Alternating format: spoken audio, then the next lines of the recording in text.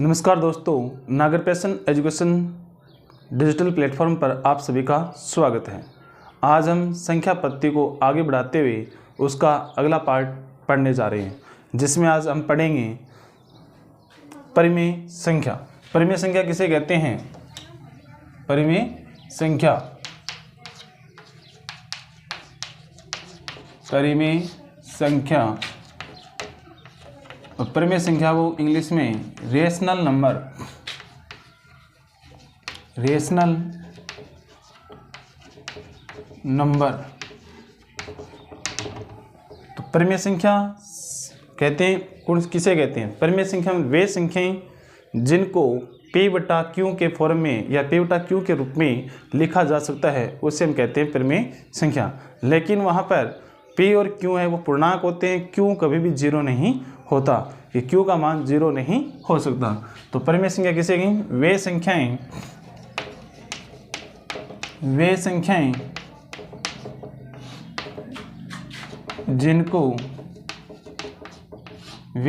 जिनको P बटा Q के रूप में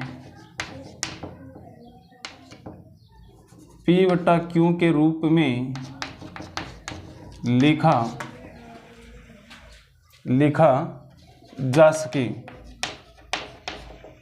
जहां P और Q पूर्णांकों और Q not equal to zero हो, तो वे सभी संख्याएं क्या होती हैं? परिमेय संख्या होती हैं। वे क्या होंगी? परिमेय संख्या। उन्हें परिमेय संख्या कहते हैं। उन्हें परिमेय संख्या कहते हैं। उदाहरण के लिए जैसे 1/2, 2/3, 4/5, 1, 2, 3 etc इत्यादि। मतलब वे सभी संख्याएं जिनको P बटा Q के रूप में लिखा जा सकता है, जैसे 1/2, 2/3, 4/5, 1, 2, 3। मतलब किसी संख्या को अगर आप लिखते हैं 1, 2, 3 या पूर्ण संख्याएं या प्राकृत संख्या जितनी भी होती हैं, उनके बट्टा में 1 हम लगा सकते हैं। इस कारण से इसमें 1/1, 2/1, 3/1 मतलब 1/1, 2/1, 3/1 के रूप में लिख सकते हैं। तो जहाँ पर P 1 हो गया, Q भी 1, यहाँ पर P 2 हो गया, Q यहाँ पर 1 और 3 P के बराबर हो गया और Q के बराबर 1 हो गया। तो इस कारण से P बटा Q के रूप में 3 को भी, 2 को भी, 1 को भी, मतलब जितने भी प्राकृत संख्याएं हैं उन सभी को P बटा Q के रूप में लिखा जा सकता है। इसलिए सभी प्राकृत संख्याएं P बटा Q के रूप में लिख सकते हैं, इसलिए वे सभी परिमेय संख्याएं होंगी। और सभी भिन्न संख्याएं मतलब 1/2, 2/3 वे सभी क्या होंगी? परिमेय संख्याएं होंगी। परिमेय संख्याएं बाद में हम पढ़ेंगे। नेक्स्ट अपरिमेय संख्याएं। अपरिमेय संख्या, अपरिमेय संख्या को इंग्लिश में कहते हैं इरेशनल नंबर। क्या कहेंगे इसको? Irrational number. अपरिमेय संख्याएं। अपरिमेय संख्या परिमेय संख्या का विपरीत होता है, मतलब उसका उल्टा होता है। जिस प्रकार से परिमेय संख्या को P बटा Q के रूप में लिखा जा सकता है, लेकिन अपरिमेय संख्या को P बटा Q के रूप में नहीं लिखा जा सकता, इसलिए इसे कहते हैं अपरिमेय संख्या। तो वे संख्याएं जिनको P बटा Q के रूप में नहीं लिखा जा सकता, उन्हें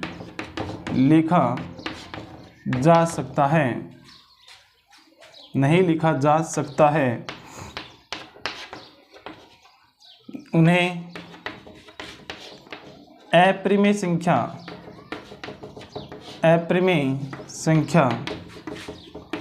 कहते हैं। जैसे सभी अभाज्य संख्याएं और सभी अभाज्य संख्याओं का रूट अगर हम कर दें तो वे सारी क्या होती हैं, अपरिमेय संख्याएं होती हैं। जैसे √2, √3, √5, √7, √11, √13, √17 आदि। और पाई का मान भी क्या होता है, एक अपरिमेय संख्या होती है, etc। वे सभी संख्याएं जो अभाज्य हो लेकिन अभाज्य संख्याओं क्या हो, रूट हो, तो वे सभी संख्याएं क्या कहलाती हैं, अपरिमेय संख्याएं। क्योंकि √2, √3, √5, √7, √11, √13, √17 और पाई का मान ऐसा होता है कि इसको आप p/q के रूप में नहीं लिख सकते। लेकिन पाई को हम गणित के अंदर यूज करते हैं 22/7, वो इसका एक्यूरेसी मान नहीं है, लेकिन इसको लगभग के रूप में इस्तेमाल किया जाता है, उपयोग किया जाता है। लेकिन पाई का अगर हम p/q के रूप में लिखेंगे तो यह लिखा नहीं जा सकता। इस कारण से इसके हम क्या कहेंगे, अपरिमेय संख्या कहते हैं। तो आपको ये अच्छे प्रकार से समझ में आया होगा, तो दोबारा देख लेते हैं। परिमेय संख्याएं किसे कहेंगे, रैशनल नंबर वे संख्याएं जिनको p/q के रूप में लिखा जा सके, जहां p और q पूर्णांक हो और q not equal to 0, q 0 के बराबर न हो, उन्हें परिमेय संख्या कहते हैं। जैसे 1/2, 2/3, 4/5, 1/1, 2/1, 3/1 etc, मतलब इत्यादि। इसी प्रकार से अपरिमेय संख्या इरेशनल नंबर्स वे संख्याएं जिनको p/q के रूप में नहीं लिखा जा सकता है, उन्हें क्या कहते हैं, अपरिमेय संख्या कहते हैं। जैसे √2, √3, √5, √7, √11, √13, √17 और पाई आदि। इनको अपरिमेय क्यों कहते हैं, इनको अपरिमेय इसलिए कहते हैं कि √2 का मान अगर हम दशमलव बिंदु के बाद में निकालना चाहें तो वह फिक्स नहीं आता है, मतलब उसका भाग पूरा नहीं जाता है और वह चलता ही रहता है। तो इसलिए से हम कहेंगे √2 क्या है, एक अपरिमेय संख्या है, √3 भी क्या है, एक अपरिमेय संख्या है, √5 भी क्या है, एक अपरिमेय संख्या है।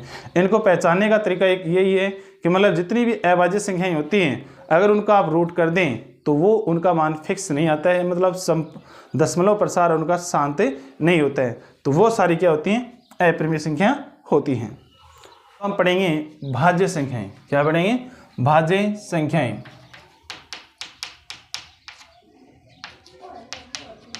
भाज्य संख्या,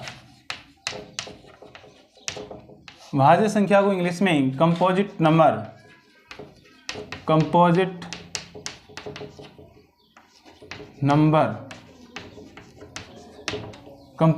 नंबर भाज्य संख्या। तो भाज्य संख्या किसे कहेंगे कि मतलब ऐसी संख्याएं जिनके अंदर खुद का भाग चला जाए, एक का चला जाए और इन दोनों के अलावा तीसरी संख्या से भी विभाजित हो जाती हैं, तो उसे हम क्या कहते हैं, भाज्य संख्या कहते हैं। तो वे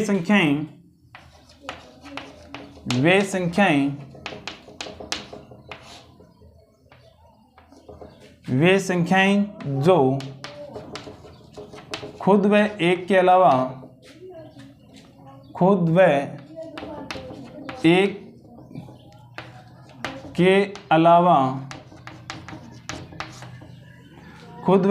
अलावा अन्य किसी संख्या से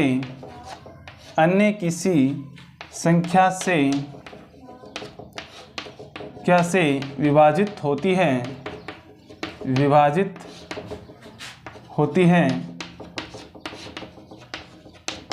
तो वह भाज्य संख्या कहलाती हैं। तो वह भाज्य संख्या कहलाती हैं। जैसे सबसे छोटी भाज्य संख्याएं क्या हो गया, आपको पता है, सबसे छोटी भाज्य संख्या होती है 4, क्योंकि 4 के अंदर 4 का भाग भी जाता है, 1 का भाग जाता है, मतलब खुद का भी जाता है, 1 का जाता है, और इसके अलावा इसके अंदर 2 का भाग भी जाता है। इस कारण से ये क्या होती है, सबसे छोटी भाज्य संख्या होती है। लेकिन हम कहेंगे 2 सम संख्या है लेकिन भाज्य संख्या नहीं है, क्योंकि इसके अंदर 2 का भाग जाता है, 1 का भाग जाता है, लेकिन कोई तीसरी संख्या भाग नहीं जाता। इस कारण से क्या होती है, अभाज्य संख्या होती है, न कि भाज्य संख्या होती है। इसलिए सबसे पहले सबसे छोटी भाज्य संख्या क्या होगी, 4, फिर बाद में 6, फिर बाद में 8, फिर बाद में 9, फिर बाद में 12, 14, 15, 16, 18, 20, 21, 22, 24, 25, 26, 27, 28, 30, 32, 33, 34, 35, 36, 37 नहीं होगी, 38, 39, 40, 42, 44, 42, 44, 45, 46, 48, 49, 50, etc मतलब इत्यादि। किसके आगे और भी संख्याएं होंगी, लेकिन इनमें हम देखेंगे कि देखो 4 के अंदर 2 का भाग जाता है, 4 का जाता है, 1 का जाता है, मतलब खुद से विभाजित होनी चाहिए, 1 से विभाजित होनी चाहिए और तीसरी संख्या से विभाजित, कोई अन्य तीसरी संख्या से विभाजित होनी चाहिए। इस कारण से 4 क्या है, सबसे छोटी भाज्य संख्या है। 6 है वो, इसके अंदर भी 2 का भाग जाता है, 3 का जाता है, 6 का जाता है, 1 का जाता है। इस कारण से यह भी क्या है, भाज्य संख्या। 8 भी क्या है, भाज्य संख्या। 9 भी क्या है, भाज्य संख्या। तो मतलब ये सभी संख्याएं किसी के पहाड़े में जरूर आती हैं। तो मतलब वे संख्याएं जो किसी के पहाड़े में आती हैं तो वे संख्याएं क्या होगी, भाज्य संख्याएं होंगी। और वे संख्याएं अगर इनके अलावा जो संख्याएं बच गई तो वे संख्याएं क्या होगी, अभाज्य संख्या होगी। अब हम दूसरा में पढ़ते हैं इसके आगे, अभाज्य संख्याएं। अभाज्य संख्या, अभाज्य संख्या।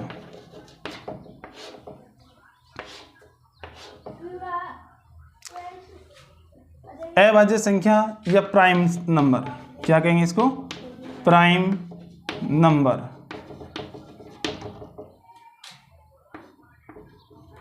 प्राइम नंबर या अभाज्य संख्या। तो अभाज्य संख्या वे संख्याएं जो खुद व 1 के अलावा किसी अन्य संख्या से विभाजित नहीं होती हैं, तो उसे हम कहते हैं अभाज्य संख्या। तो इसकी परिभाषा देख लेते हैं। वे संख्याएं जो खुद व 1 के अलावा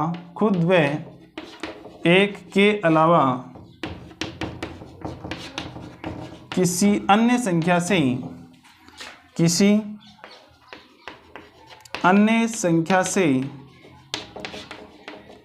क्या से विभाजित नहीं होती है, विभाजित नहीं होती है, उन्हें अभाज्य संख्या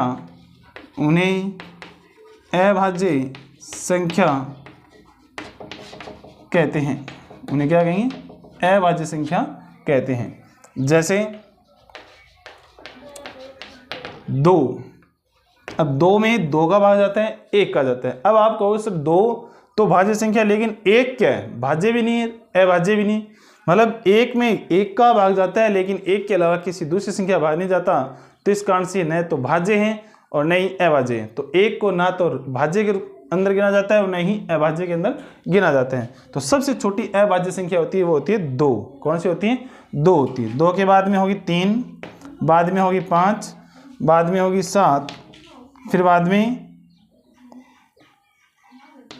11, मतलब इसी प्रकार से आगे चलती रहेगी etc। तो 2, 3, 5, 7, 11। 2 के अंदर 2 का भाग जाता है, 1 का जाता है, कोई अन्य संख्या से विभाजित नहीं होती। इस कारण से क्या है, अभाज्य संख्या। 3 है, 3 के अंदर 3 का भाग जाता है, 1 का जाता है और इन दोनों के अलावा किसी तीसरी संख्या से विभाजित नहीं होती। इस कारण से ये भी क्या है, अभाज्य संख्या। तो अब हम पढ़ेंगे आगे कि 1 से लेकर 100 के मध्य कितनी अभाज्य संख्याएं होती हैं। चलो वो अगली स्लाइड में पढ़ते हैं। 0 से 100 के मध्य, 0 से 100 के मध्य कुल 25 अभाज्य संख्याएं होती हैं। कुल 25 अभाज्य संख्याएं होती हैं। जैसे 2, 3, 5, 7, 11 13 13 के बाद में 14 नहीं होगी, 15 नहीं होगी, 16 नहीं होगी, 17 18 नहीं होगी, 19 20 नहीं होगी, 21 नहीं होगी, 22 नहीं होगी, 23 24 25 26 27 28 29 होगी। कौन सी होगी? 29। 29 के बाद में 31, फिर बाद में 32 नहीं, 33 नहीं, 34 नहीं, 35 नहीं, 36 नहीं, 37 होगी। फिर 38 नहीं, 39 भी नहीं, 40 भी नहीं, 41 होगी। फिर 43 होगी, फिर 44 भी नहीं होगी, 45 भी नहीं होगी, 46 भी नहीं होगी, 47 होगी। 48 भी नहीं, 49 भी नहीं, 50 भी नहीं, 51 भी नहीं, 52 भी नहीं, 53 होगी। 54 भी नहीं, 55 भी नहीं, 56 भी नहीं, 57 भी नहीं, 58 भी नहीं, 59 होगी। 60 नहीं होगी, 61 होगी। 61 के बाद में 62 नहीं, 63 नहीं, 64 नहीं, 65 नहीं, 66 नहीं, 67 होगी। 67 के बाद में 68 नहीं, 69 नहीं, 70 भी नहीं, 71 होगी। 71 के बाद 72 नहीं, 73 होगी। 73 के बाद 74 भी नहीं, 75 भी नहीं, 76 भी नहीं, 77 भी नहीं, 78 भी नहीं, 79 होगी। फिर 80 नहीं, 81 नहीं, 82 भी नहीं, 83 होगी।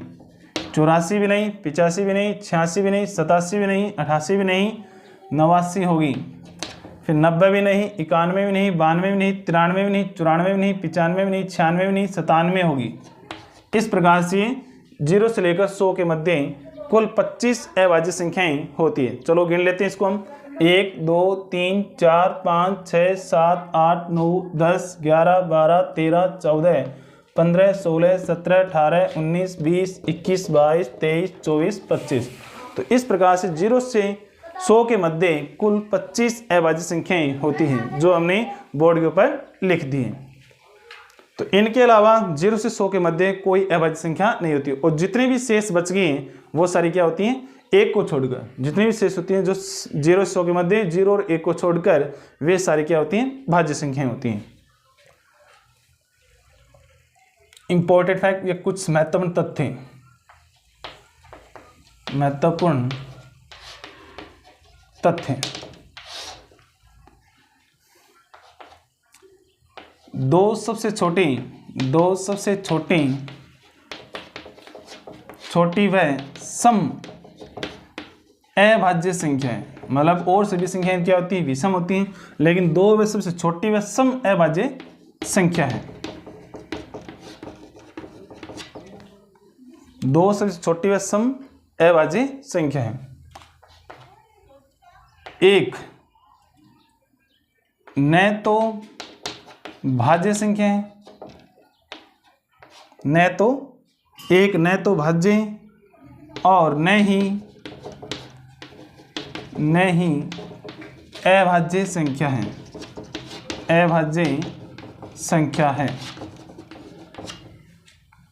तो मतलब ये महत्वपूर्ण तथ्य हैं। 2 सबसे छोटी व सम संख्या है और एक न तो भाज्य और न ही अभाज्य संख्या है। इतना हमने पढ़ लिया। आज हमने पढ़ा है परिमेय संख्या, अपरिमेय संख्या, भाज्य और अभाज्य संख्याएं। नेक्स्ट आएंगे अगली कक्षा में। थैंक्स।